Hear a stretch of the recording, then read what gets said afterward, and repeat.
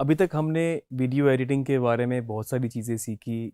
हमने कुछ प्रोडक्शन के एस्पेक्ट्स भी देखे, हमने थोड़ा सा प्री प्रोडक्शन भी जिक्र किया, हमने प्रोडक्शन की भी बात की, पोस्ट प्रोडक्शन की भी बात की, और हमने साथ साथ इसमें जिस तरह कलर ग्रेडिंग, साउंड डिज़ाइन वगैरह जैसी चीज़ें भी इनकॉर्पोरेट की, जो टिपिकल एडिटिंग नहीं थी लेकिन समहाउ किसी तरह उससे रिलेट करती थी। अभी तक आपने जितनी प्रैक्टिस की, मुझे उम्मीद है कि सारे टूल्स को सीखते हुए, सारी प्रैक्टिसेस को अप्लाई करते हुए, आप अब एक ऐसा इस स्टेज पर होंगे कि आप एक फाइनल प्रोजेक्ट बना सकते हो, या इस तरह का हो कि एक बिल्कुल स्क्रैच से लेके आपके पास एक नैरेटिव, एक स्ट्रक्चर आपके पास टाइमलाइन पे बन सकता हो। मैं सिर्फ आपको इस लेक्चर में कुछ चीज़ें जो बताना चाहता हूँ वो कुछ पॉइंट्स हैं जो कि आपके पास आपके वर्क फ्लो में आपको हेल्पफुल रहेंगे, और आप साथ साथ ये देखेंगे कि किस तरीके से डिफरेंट अप्रोचेस के थ्रू आप डिफरेंट प्रोजेक्ट कर सकते हैं। सॉफ्टवेयर वही है, टूल वही है। अगर आपके पास एक फिल्म की जगह ड्रामा एडिट करने को आता है, या फिर ड्रामे की जगह म्यूज़िक वीडियो आता है, कोई डॉक्यूमेंट्री आती है, तो उनको करने के तरीके अलग अलग हो सकते हैं। मैं मेजरली इसको दो चीज़ों में डिवाइड करूंगा, जो कि नॉर्मली ऐसा ही होता है, एक फिक्शन और दूसरा नॉन फिक्शन। फिक्शन में आपके पास फिल्म, ड्रामा, टीवी सीरीज वगैरह, और नॉन फिक्शन में आपके पास जो रियलिटी के पास पास जिसमें डॉक्यूमेंट्रीज हो सकती है, जिसमें आपके पास आम जिंदगी की रूटीन की चीज़ें हो सकती हैं, वो आपकी नॉन फिक्शन में फॉल करती हैं। मुझे अभी भी ये लगता है कि बहुत ज़्यादा क्रिएटिव फ्रीडम होता है आपके पास फिक्शन के प्रोजेक्ट्स में, जिसमें आपके पास चीज़ें स्टेज की होती हैं, प्री प्लान्ड होती हैं।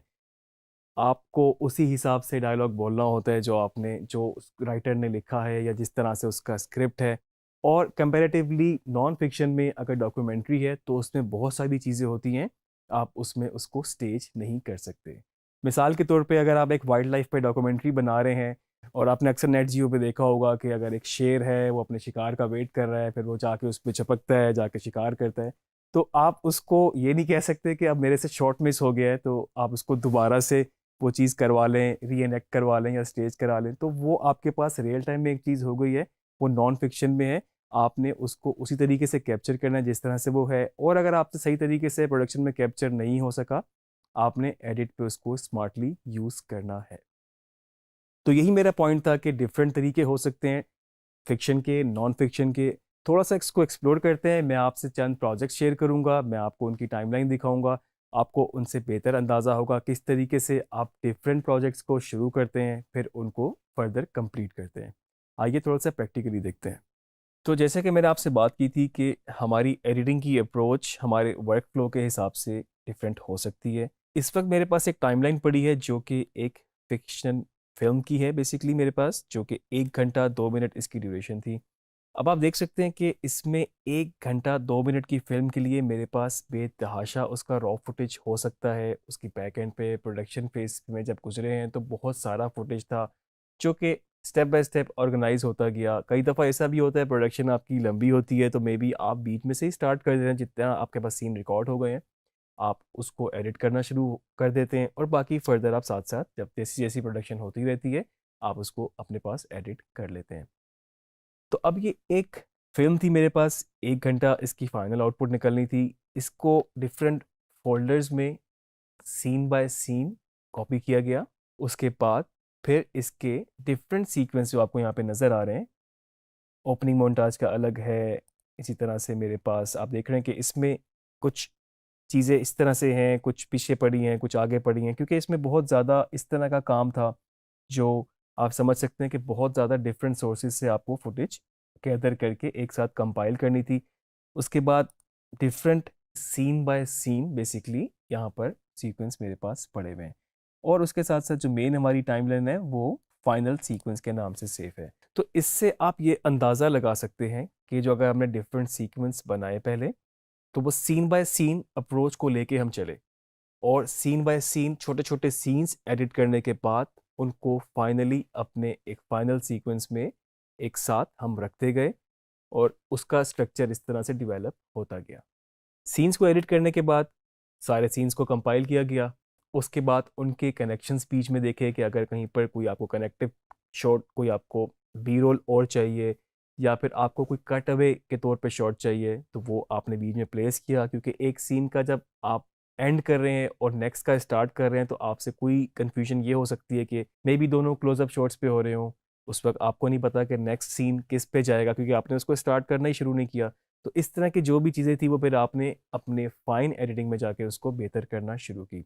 आपके पास जब ये स्ट्रक्चर बनता गया, आपने इसको फाइन एडिट किया, एक गो में आपने फिर इसको देखा, फिर हम इसकी और चीज़ों की तरफ आए जिसमें हमारे पास साउंड डिज़ाइन था। इसमें कई जगहों पे आपको दोबारा डबिंग करनी पड़ी और ऑब्वियसली वो हमें तभी पता लगा जब हमने इसको एडिट किया, जब हमने इसका एक ड्राफ्ट बनाया, हम रफ स्टेज से निकले तो कुछ जगह पे ऑडियो प्रोडक्शन में ही ख़राब हो गई थी। हमने बाद में उसको एडीआर किया, पहले कोशिश की गई उसको डिफरेंट सॉफ्टवेयर्स में या फिर प्रीमियर के अंदर रहते हुए ही कुछ बेहतर कर सकें।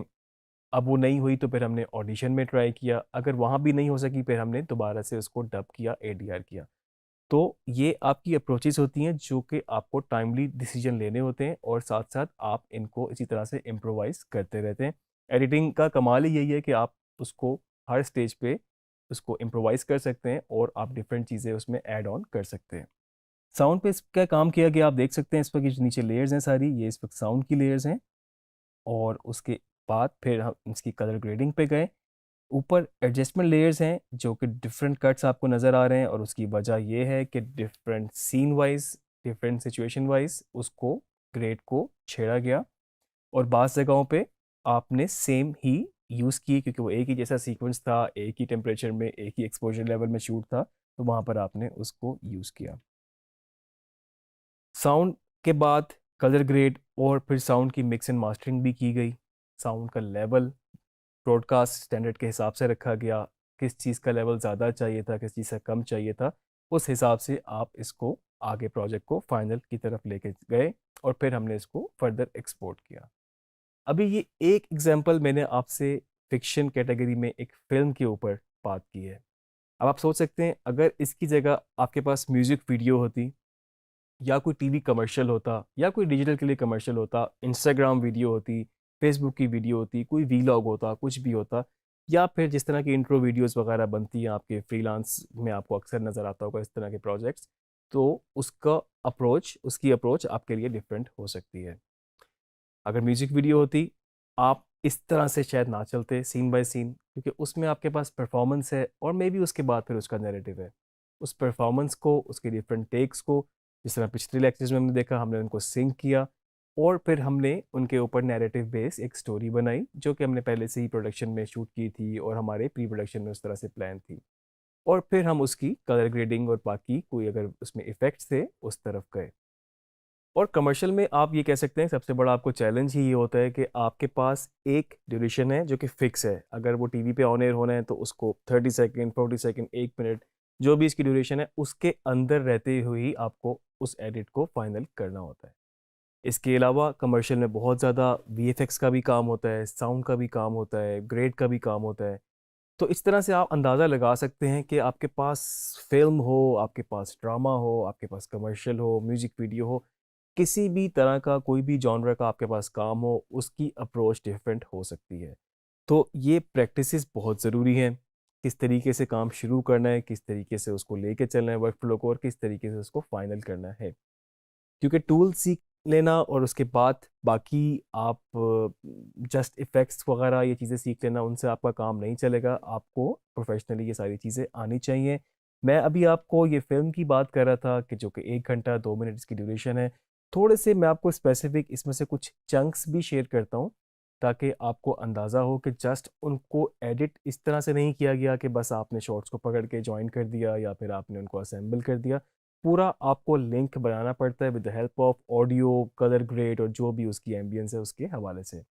मैं आपको इसका एक सीन दिखाता हूँ शुरू का थोड़ा सा, और मैं आपको साथ साथ थोड़ा सा एक्सप्लेन भी करता हूँ कि जिस तरह के शुरू में एक इसके ये मोन्टाज था, हम क्विकली इसको स्क्रॉल कर लेते हैं आगे और मोन्टाज के बाद हमारा जो एक्चुअल फिल्म शुरू यहाँ से हो जाती है।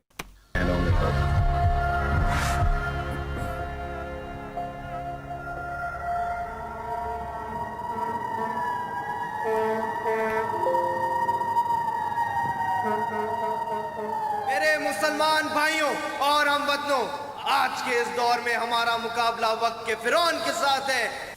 मैं अभी आपको अगर बिल्कुल थोड़ा सा वही बताऊं कि आप देखें कि इसमें एक एम्बुलेंस की सायरन की आवाज़ आपको सुनाई दी है, वो आपके पास यहीं से इन होना शुरू हो गई थी। शुरू में उसका लेवल ज़्यादा था और उसके बाद आपने उसको आहिस्ता आहिस्ता कम किया ताकि आप अपने डायलॉग की तरफ आ सकें। अगर मैं आपको इसको दिखा सकूं, आप देख रहे हैं कि ये इसका लेवल था और जहां डायलॉग आने लगा आपने उसको यहाँ पे कम किया और आप उसको एक स्टैटिक लेवल पर ले गए और आगे भी फर्दर आप उसको चेंज करते रहे। और इसी के साथ साथ इसको मैं जूम आउट करता हूँ ताकि आपको नज़र आ सके। ये डायलॉग इन हो गया, वो माइक में बोल रहे हैं, असल में उस तरह से आवाज़ नहीं थी। इस पे भी इफ़ेक्ट लगाए गए जिसमें आप देख सकते हैं डिले और बाकी रिवर्ब भी लगाई गई, जिसकी वजह से इसका आपको इस तरह से सुनाई दे रही है। फर्दर ये डायलॉग आगे चलते जाएंगे, आगे मज़ीद चीज़ें ऐड होती जाएंगी। आप नोट कीजिएगा कि जैसे जैसे यहाँ पर आपका ये CTI मूव हो रहा है, आपको नए साउंड के एलिमेंट, यहाँ पर नए कट्स आ रहे हैं। इस वक्त क्योंकि ये फाइल जो है, जो सोर्स फाइल है, ये ऑफलाइन है, लेकिन इस वक्त जो फाइनल फाइल ऊपर है वहाँ से प्ले हो रहा है। लेकिन जब जिस स्टेज में ये एडिट की गई थी तो बिल्कुल ये कट्स इसी तरह से ही वहाँ पर लगाए गए थे और अभी भी इसी फॉर्म में आप उसको देख रहे हैं। हमारा मुकाबला वक्त के फिरौन के साथ है, जो नहीं चाहते कि हम उनके साथ मुकाबले में खड़े हों, क्योंकि वो जानते हैं कि जिस अभी गाड़ी इन हुई है, गाड़ी के इन होने का साउंड इन हुआ है, साथ में वो जो बॉल थी उसका, जो स्नूकर खेल रहे हैं उसकी साउंड लगाई गई है। दिन हम उनके साथ मुकाबले में खड़े हुए, हम उनके मोहल्लों और आप देख सकते हैं कि ये जो यहाँ पर स्पीच कर रहे हैं इसके ऊपर ये बाकी शॉट्स, जो कि नेक्स्ट शॉट आता है तो ये आपके पास नेक्स्ट शॉट आ रहा है। इसी तरह से ये और इसका जो दूसरा शॉट टाइप आया, कुछ और चीज़ें साथ साथ चल रही हैं, ऊपर और बी रोल लगा हुआ है, तो वो साथ साथ आपको टाइमलाइन पे हम उनके मोहल्लों इस फॉर्म में नज़र आ रहा है। ये लोग समझते हैं कि हम कमजोर हैं, लेकिन मेरे भाइयों, वक्त आ गया है। और जैसे जैसे आप देख रहे हैं कट हो रहे हैं आपके पास डिफरेंट डिफरेंट जगहों से सीन जो कंपाइल किए गए थे, डिफरेंट डिफरेंट शॉट्स हैं। अब आप देखें ये शॉट अलग से लिया हुआ है, ये अलग से लिया हुआ है, लेकिन वो इस तरह से रीअरेंज किए गए हैं कि वो एक सीक्वेंस बनता चला गया है। फर्दर मैं आपको कुछ और भी इसमें चीज़ें दिखाता हूँ। जिस तरह से आप देख सकते हैं कि इसमें भी साउंड पे भी काम हुआ हुआ है और डिफरेंट इसमें भी शॉट्स इस तरीके से कंपाइल हैं।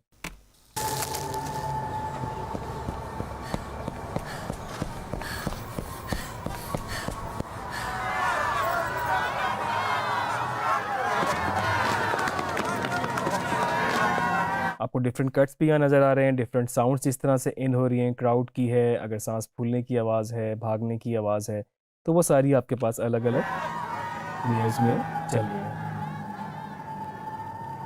तो इस तरह से आप अपने सीन्स को एडिट करते हैं और फिर उनको नेक्स्ट सीन के साथ ज्वाइन करते रहते हैं। एक एग्जांपल मुझे लगता है मुझे आपको यहाँ पर ज़रूर देनी चाहिए। जिस तरह के ये एक नाइट का मेरे पास सीन था, ऑब्वियसली इसका ग्रेड भी बिल्कुल चेंज किया गया। तो एक और मैं आपको यहाँ पर ये दिखाता हूँ कि किस तरीके से फिर ये ट्रांजिशन हुई है डे वाले शॉट से उसमें।